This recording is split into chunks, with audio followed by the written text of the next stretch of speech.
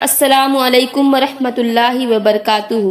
آج کا یہ بیان نہایت ہی حساس موضوع پر ہے، قیامت کی نشانیاں۔ ایک سوال جو اکثر ہمارے دل میں آتا ہے، ہمارے دماغ میں آتا ہے کہ کیا قیامت قریب ہے؟ کیونکہ ہمارے اور آپ کے پیارے آقا حضور اکرم صلی اللہ علیہ وسلم نے فرمایا کہ میں اور قیامت اس طرح سے آئے ہیں، یعنی آپ نے اپنے ہاتھ کی دو انگلیوں کو اکٹھے جمع کیا، شہادت کی انگلی اور بیچ والی انگلی، اور صحابہ اکرام کو دکھاتے ہوئے فرمایا کہ جس طرح سے یہ دو انگلیاں ایک دوسرے کے بالکل قریب ہیں، اسی طرح سے میں اور قیامت بھی ہیں۔ یعنی یہ دنیا جب سے بنی، اس میں جتنے بھی امتیں گزر چکی ہیں، ان کا جو زمانہ تھا، اس کے بعد اب ہمارا جو زمانہ ہے، نبی پاک علیہ الصلوۃ والسلام کے آنے کے بعد قیامت جب آئے گی تو یہ بالکل اسی طرح سے ہے جس طرح سے شہادت کی انگلی اور بیچ والی انگلی، جس طرح ان دونوں میں کوئی فرق نہیں، تو بالکل اسی طرح سے قیامت ہے، اب بالکل ہی قریب آ چکی ہے۔ اور ہمارے اور آپ کے پیارے آقا علیہ الصلوۃ والسلام نے ہمیں خبردار فرمایا ہے، ہمیں اس کے لیے چند نشانیاں بھی بیان فرمائی ہے تاکہ ہم اپنے آپ کو قیامت کے لیے تیار کر سکیں، اپنے آنے والی نسل کو تیار کر سکیں، اور دین کی استقامت اپنے ہمارے دلوں میں بیٹھ سکے۔ لہٰذا میری ایک گزارش ہے کہ آپ سبھی سے کہ اس بیان کو پورا ضرور سنیں اور ثواب کی نیت سے دوسروں تک بھی پہنچائیں، تاکہ ہم سبھی کو یہ بات معلوم ہو سکے کہ قیامت کی کتنی نشانیاں ظاہر ہو چکی ہیں اور کون کون سی نشانیاں ابھی باقی رہ گئی ہیں، جس کے بنا پر یہ اندازہ لگایا جا سکے کہ کیا واقعی قیامت بہت قریب ہے۔ سب سے پہلی بات جو میرے اور آپ کے پیارے آقا نبی کریم صلی اللہ علیہ وسلم نے فرمایا، علم کا اٹھ جانا، یعنی رسول پاک صلی اللہ علیہ وسلم نے ارشاد فرمایا، اللہ تبارک و تعالی علم کو بندوں کے سینوں سے نہیں نکالے گا بلکہ علماء کی وفات سے علم اٹھا لیا جائے گا۔ یہ ایک طویل حدیث کا ایک حصہ ہے، میں نے آپ کو بتایا۔ حدیث پاک اس طرح سے ہے کہ نبی پاک علیہ الصلوۃ والسلام نے فرمایا تھا کہ قیامت کے قریب علم اٹھا لیا جائے گا۔ صحابہ اکرام بہت پریشان ہوئے، انہوں نے کہا یا رسول اللہ، علم کیسے اٹھا لیا جائے گا جبکہ ہم خود قرآن پڑھتے ہیں اور ہم اپنے بچوں کو بھی پڑھاتے ہیں اور ہماری اولاد اپنی اولاد کو بھی پڑھائیں گی، تو یہ سلسلہ تو چلتا ہی رہے گا، تو علم کیسے اٹھ جائے گا؟ کہ آپ نے یہ ایک بات غور کی کہ ہمارے نبی نے فرمایا علم اٹھ جائے گا، اور صحابہ اکرام نے کہا یا رسول اللہ، ہم قرآن پڑھتے ہیں اور اپنی اولاد کو بھی پڑھاتے ہیں۔ یعنی صحابہ اکرام جس چیز کو علم سمجھتے تھے وہ صرف اور صرف قرآن ہی ہے، اور واقعی میں اگر کوئی چیز علم کہے جانے کے لائق ہے تو وہ قرآن مقدس ہی ہے، کیونکہ قرآن میں خود اللہ رب العزت فرماتے ہیں، ہم نے اس قرآن میں ہر چیز کو بیان کر دیا، کبھی اگر ہے تو ہمارے اندر ہے، کیونکہ ہم ہی غور نہیں کرتے، ہمیں ہی شعور نہیں ہے، ہمیں ہی عقل نہیں ہے۔ جس بات کو قرآن نے کبھی لا یعقلون کر کے فرمایا تو کبھی لا یشعرون کر کے ذکر کیا تو کبھی لا یتذکرون کہہ کے فرمایا، لیکن یہ ہماری کمی ہے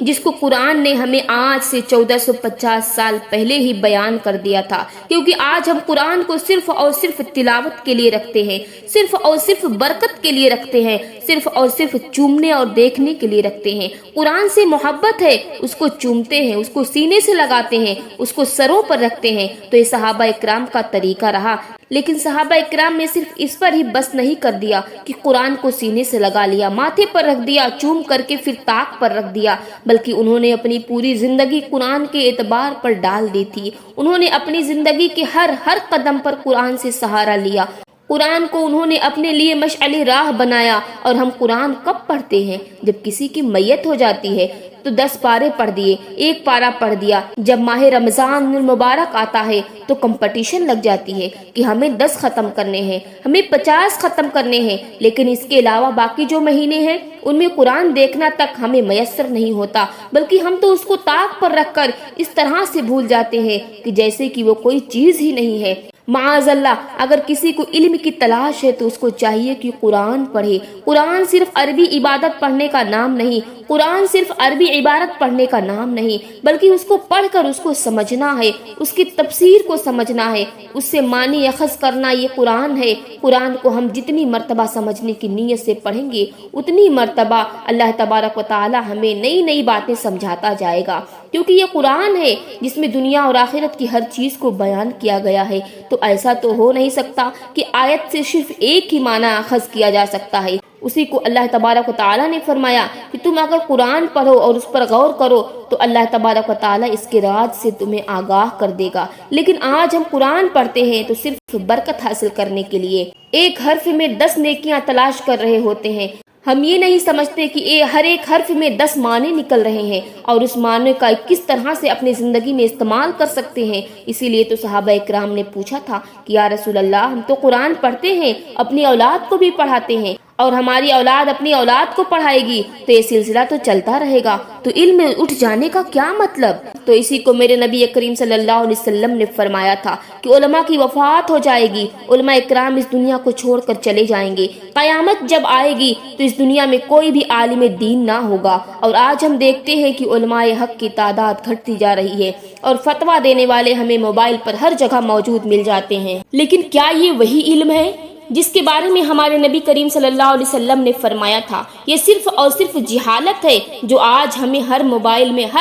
में देखने को मिल जाती है। दूसरी निशानी जो मेरे नबी ने फरमाई वो जलजलों का बढ़ जाना। मेरे और आपके प्यारे आका ने इरशाद फरमाया, कयामत उस वक्त तक कायम ना होगी जब तक जलजलों में कसरत ना आ जाए। जलजलों में कसरत ना आ जाए, इसका मतलब हमने क्या समझा? हम तो सिर्फ यही समझते हैं कि जमीन जो है उसमें जुम्बिश होती है, वो जो आपस में टकराती है तो इससे जलजले आते हैं। हमने रिकॉर्ड कर रखा है कि एक साल में कितने जलजले आते हैं, कितने मैग्नीट्यूड के जलजले आते हैं, लेकिन हम ये नहीं देखते कि जलजले आते हैं तो क्यों आते हैं, किस वजह से आते हैं। तो मैं आज बता देना चाहूंगी कि जलजले अगर आ रहे हैं तो इसके पीछे वजह इंसानों का गुनाह है। अगर किसी सरजमीन पर बहुत ज्यादा गुनाह होने लग जाता है, बहुत ज्यादा लोग गुनाहों में और बदकारियों में मुब्तला हो जाते हैं, तो रूए जमीन का टुकड़ा जो अल्लाह के खौफ से कांप जाती है, वो ये सोचती है कि कहीं यहाँ अजाब इलाही न बरपा हो जाए। इसी वजह से वो अल्लाह के खौफ से कांप जाती है, जिसके नतीजे में जलजले आते हैं।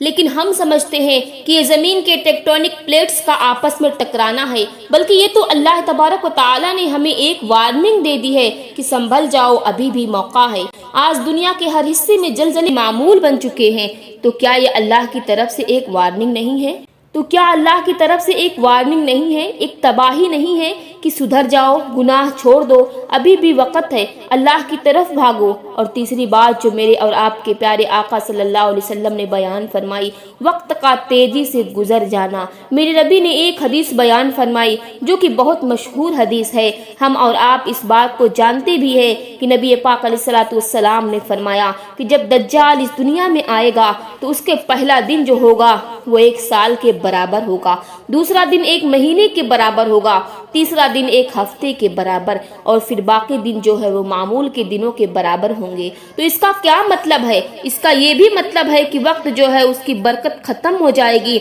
आज हम देखते हैं कि जमाना करीब हो गया, यानी साल महीने की तरह गुजर रहा है, महीने हफ्तों की तरह गुजर रहे हैं, हफ्ते दिनों की तरह गुजरे जा रहे हैं। लेकिन जब मेरे नबी ने ये बात बयान फरमाई, हफ्ते दिनों की तरह गुजर जा रहे हैं, लेकिन जब मेरे नबी ने ये बात बयान फरमाई कि जब दज्जाल आएगा तो उसके लिए पहला दिन 1 साल के बराबर होगा, तो आप गौर करें कि सहाबा इकराम ने उस वक्त किस चीज का सवाल किया। वो सबसे पहला सवाल ये था कि या रसूल अल्लाह, हम दज्जाल से बचेंगे कैसे? उन्होंने ये नहीं पूछा, बल्कि सहाबा इकराम ने पूछा, या रसूल अल्लाह, उस वक्त हम नमाज किस तरह अदा करेंगे?